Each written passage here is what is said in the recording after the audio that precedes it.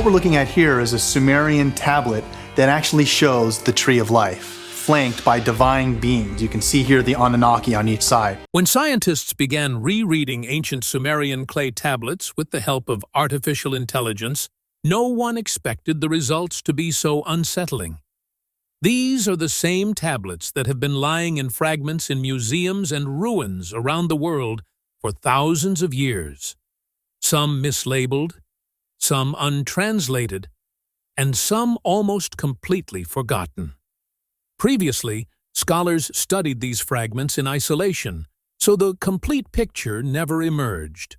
But AI, for the first time, began piecing together these scattered fragments and reading them as a complete narrative. And as the translations became clearer, a strange pattern began to emerge. These weren't just stories of gods and goddesses or ancient laws. And it doesn't stop there. Words like repetition, cycle, and return appear repeatedly in these tablets, as if someone was deliberately recording something for the future, so that future generations would either learn from it or repeat the same mistakes. When these texts were cross-referenced with Akkadian, Babylonian, and Old Sumerian dialects using AI, the picture that emerged was quite different from our accepted origin story. It's not terrifying, but it is certainly unsettling because it raises questions directly related to our past and our future. The real question isn't what the AI read, but how we interpret it. Is this just a misinterpretation, or is it a part of history that we haven't been allowed to see until now? Stay tuned until the end of this video, because what's coming next might change your perspective on human history. Before you get lost in the video, subscribe to this channel so you can easily access future videos. The revelation I've made at the end of this video will blow your mind. Initially, no one took these ancient texts very seriously. People did read them, but most believed they were simply stories from ancient civilizations, some symbols, some imagination, and a touch of religious color. They were considered more literature than history, but the picture began to change when artificial intelligence started piecing together these scattered tablets.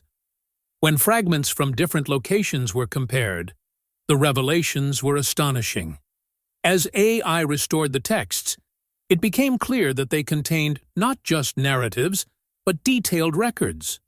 They described how people worked, how they were divided into different classes, and the rules that governed their lives. In some places, these details were repeated in a fixed order, while elsewhere they were explained in the form of a story. But regardless of the method, each tablet showed a similar structure and similar symbols. The biggest shock came when several creation stories surfaced. These records did not describe humans as a single uniform creation. Different words were used, each associated with a specific role or function. It was written that humans were molded in a divine form, but at the same moment, they were divided according to their purpose. According to these texts, humanity was never homogeneous. From the beginning, it was created in different groups. One group is repeatedly mentioned, specifically created to be obedient, as if that were its defining characteristic. AI detected certain words and phrases that were repeated frequently and seemed unusual. One translated to something like, "life created for work." Another referred to those who did not reproduce. And a third, the strangest of all, meant something like clay of lesser brilliance. Previously, scholars had considered these to be merely symbolic language, but when AI interpreted them in their full context, their meaning turned out to be completely different. These people were also given certain special substances, one of which was what is now called potash. Now, some researchers believe these lines refer to early humans who were deliberately engineered to be infertile. If this is true, the implication is clear. They were created as a temporary workforce, never given the time to reproduce and leave behind a next generation. As AI pieced together more fragments, the complete picture became clearer. These clues began to reveal that humanity wasn't a creation of a single day. It was a long and controlled process. Humans were molded, altered, broken down, and then rebuilt. Some versions were completely erased before they could leave any trace in history. The idea that humans were diverse from the beginning was once considered mere speculation. But now, the tablets themselves point to this. There are classifications, names, and clear descriptions. And for the first time, we have the technology to piece together these scattered fragments into a complete and understandable narrative. AI didn't invent these things. It didn't create something new, but rather revealed what was already hidden. It connected the stories scattered in different places, creating a kind of blueprint. And that blueprint not only tells us how humans were created, but also very clearly states what they were created for. Humans were created, but not as a single race or with a single purpose. Until now, the story seemed simple. The gods created humans from clay. That's it. But the tablets that have recently been decoded completely change this narrative. These texts indicate that the creation of humans was not a one-time process. It involved multiple stages, multiple attempts, some failed experiments, and most importantly, the creation of several different types of humans. According to these lines, humans were not created as a single species.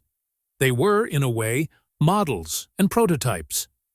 Each new group was created with a specific purpose. They weren't simply created to survive, but were designed to perform particular tasks. Some were made for heavy labor, some for specific physical tasks, and others simply to obey orders. The tablets used different terms to identify these early humans. Initially, these terms were thought to be simply ways of referring to ordinary people. But AI revealed the distinctions between them. One term is Lulu, which seems to mean something like common man. Another term is Sag-Gig, which a scholar long ago translated as black-headed people. For years, this term went unnoticed, but AI connected it to another passage that describes people created for hard labor, whose bodies were made of black clay, and whose eyes did not question. Now the question arises, were these all just symbols? Or was there truly talk of some kind of physical difference? No one has a definitive answer. But one thing is certain. These texts very clearly show distinctions. And that's what's frightening. It means that even in the very early stages of humanity, some people were born into predetermined roles, and they weren't allowed to deviate from those roles. And the story doesn't end there. Some other tablets also describe how the gods assessed the work of these different groups. One text mentions a person who refused to obey orders. He was described as being made of restless clay and, as punishment, was thrown into the rivers. Another passage mentions a group whose hands and feet were too weak to handle tools. They were considered useless and sent back to the mountains to be slowly forgotten. After considering all this, it becomes difficult to dismiss it as just a story. It seems more like a system or a plan. A system that starts with a single goal. But instead of creating everyone as the same kind of human being to achieve that goal, it creates different tools as needed. Surprisingly, these tools looked exactly like us. The tablets mention a place, the Eden Flatland. It's described as an area between two rivers and was viewed not as ordinary land, but as a kind of factory area. Whenever a new group was created, the gods would test them, assign them names, and if the results weren't satisfactory, they would sometimes completely eliminate them. Initially, all these things seemed scattered, different fragments, different stories, but when AI analyzed them together, It became clear that these fragments were actually part of a single, larger picture. And that picture clearly states that humanity didn't have just one beginning. Several attempts were made. Some versions were erased, some were modified, and some still bear the initial markings. Then the story takes another turn, that of genetic modification. The tablets clearly indicate that the early humans were not sufficient. Yes, they worked. They followed orders, but they didn't last very long. Most importantly, they couldn't reproduce. Each human was created individually, with clay, blood, and divine command. They were not allowed to procreate. This wasn't a mistake, but part of the design. This ensured the gods maintained complete control. But gradually, this control began to loosen. Why this happened, the tablets don't explicitly say. Some consider it a rebellion. Others say it was a result of exhaustion. Too many humans were dying, and new ones couldn't be created fast enough. It was clear this method wouldn't last much longer. And that's when a new modification was ordered. According to the tablets, the god of wisdom, Enki, was behind this decision. He decided that the model had to be changed. But when Enki performed the genetic modification, he added something that couldn't be kept secret. His brother found out about it. This time, the goal wasn't just to create humans, but to improve them. The new version would be more intelligent, stronger, able to survive on its own, and most importantly, it would be able to reproduce. From this process, a new being emerged. His name was Adapa. Adapa was not like the others. He was not merely a laborer. He was not simply created to toil. The texts describe him as unique among humans. He is said to have possessed divine understanding and words that carried weight. He could think, speak, and lead. His mind was so sharp that he could comprehend the will of the gods and act accordingly. But Adapa's understanding was not complete. He was created to know much, but not everything. And when his obedience was truly tested, the outcome was inevitable. According to the tablets, the gods were called the Anunnaki. Adapa was summoned to heaven, where Anu, the god of the sky, offered him the food of immortal life. But before he left, Enki had explicitly instructed him to eat or drink nothing, to refuse everything. And when the moment came, Adapa did as he had been taught. He rejected immortality. It was at that very moment that the path of humanity was determined. An order was obeyed. A decision was made. And that single moment sealed our entire fate.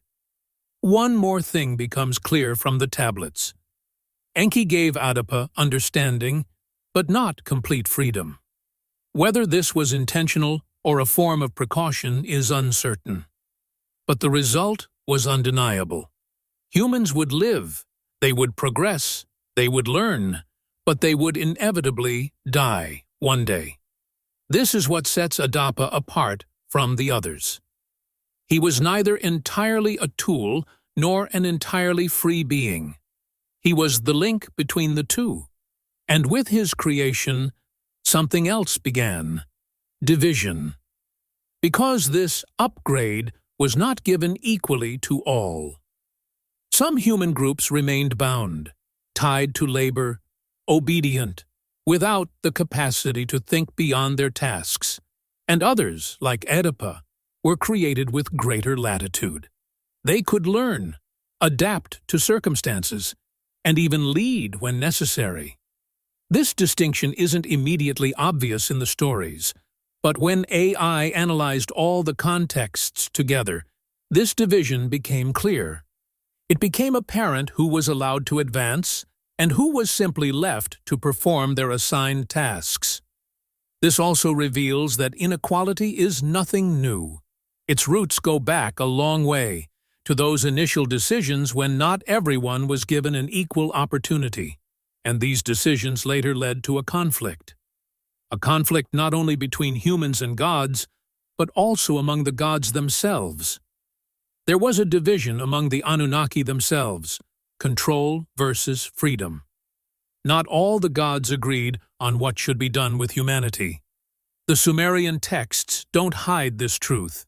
They clearly state that there was a heated debate, whether humans should be confined to the tasks for which they were created, or whether they should be allowed to progress. On one side was Enki, the very god who created Adapa, who gave humans the ability to procreate, the power to think and speak. Enki saw potential in humanity. He saw a species that could learn, adapt, and improve over time. In some texts, he is even called the father of humanity. His methods may not have been perfect, but they were compassionate. On the other side was Enlil.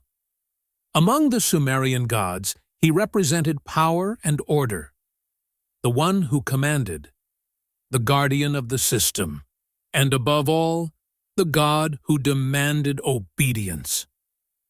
Where Enki saw humans who could progress, Enlil saw only chaos. He didn't trust humanity. He felt that Enki had gone too far. Enlil's anger is evident in the texts. In his eyes, humans were breaking the rules, disrupting the system. This is where a clear division began among the gods. Some sided with Enki, quietly fostering human knowledge and understanding.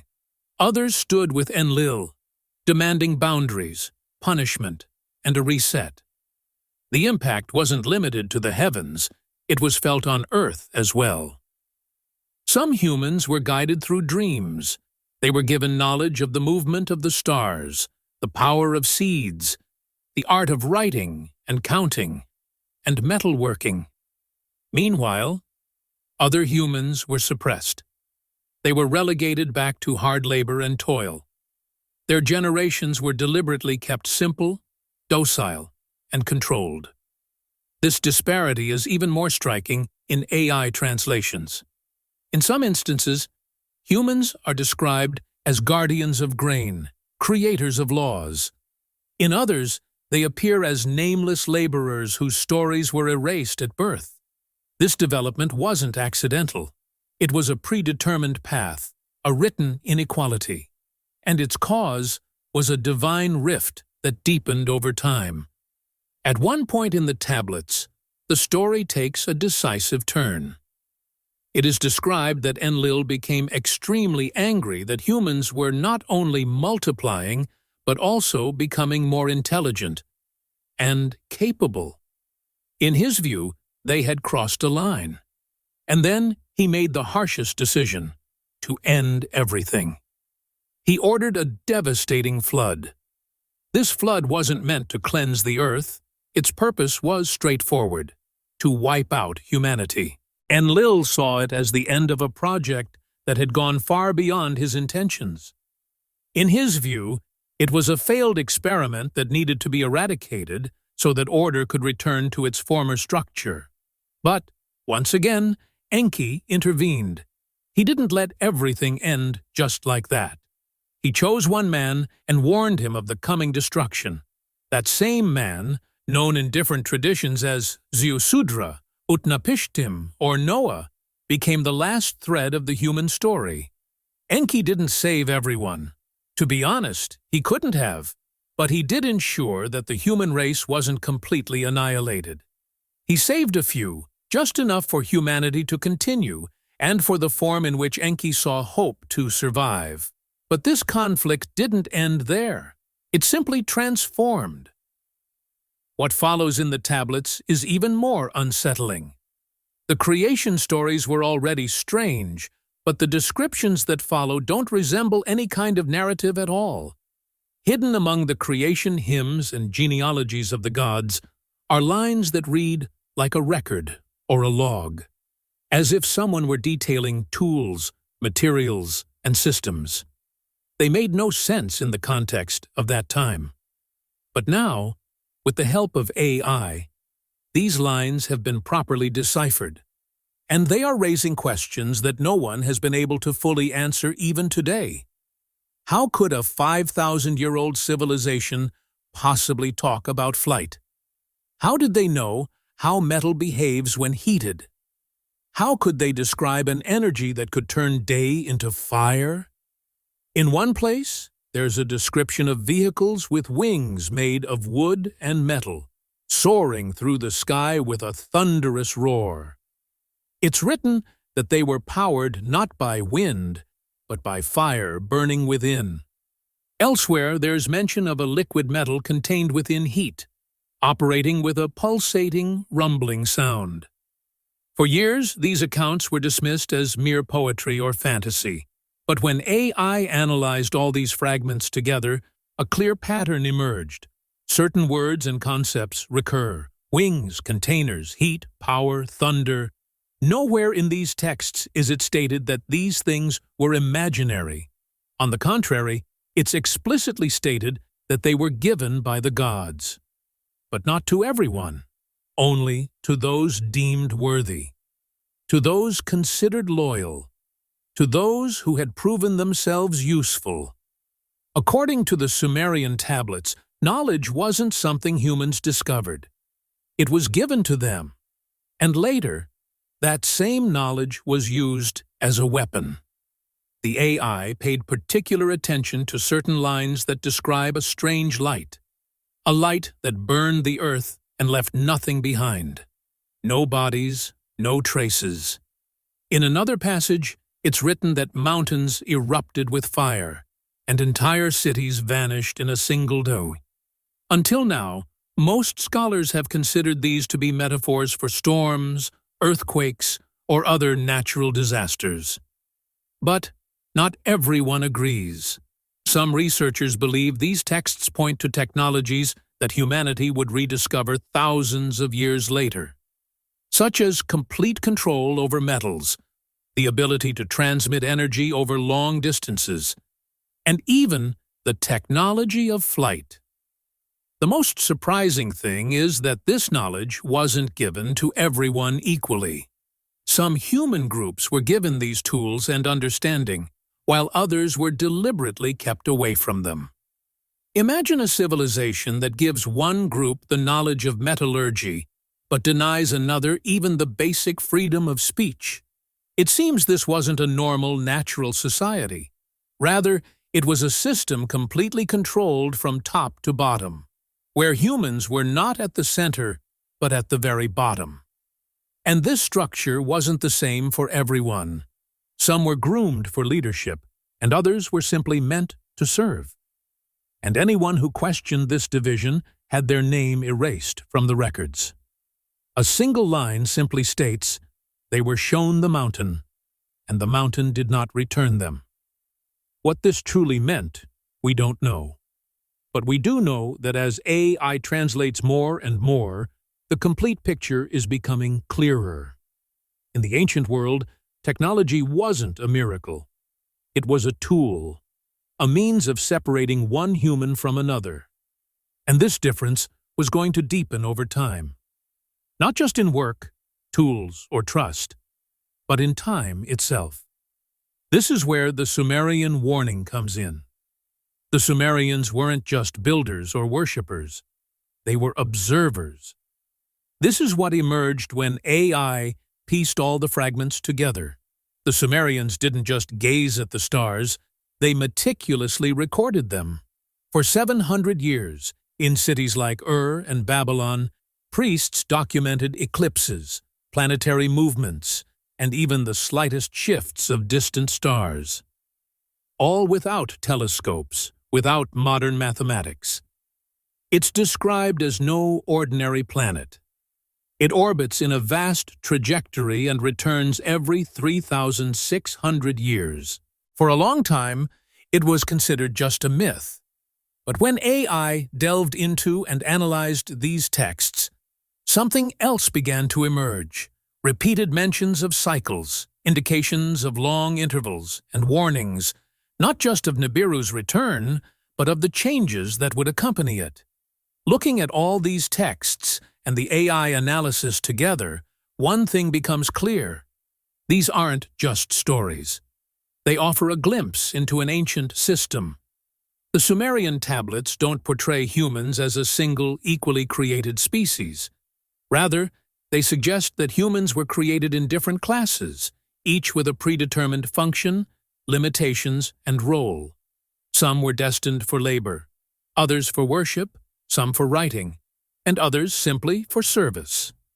Initially, these were interpreted as symbols or poetry, but when hundreds of fragments were read together, the pattern became strikingly clear. Names, occupations, and physical characteristics all seem interconnected. These details no longer appear to be mere fiction, but rather part of a carefully constructed framework. The greatest contribution of AI has been connecting these scattered fragments. Texts written in different cities at different times and with different words now seem to be part of a single narrative. And that narrative is disturbing. It suggests that humanity did not begin with equality. Some were given the opportunity to advance, while others were confined to mere servitude. If this is true, then we need to do more than just remember history. We need to understand it. To see more videos like this, be sure to subscribe to the channel so you can be among the first to receive these mysterious and thought-provoking videos.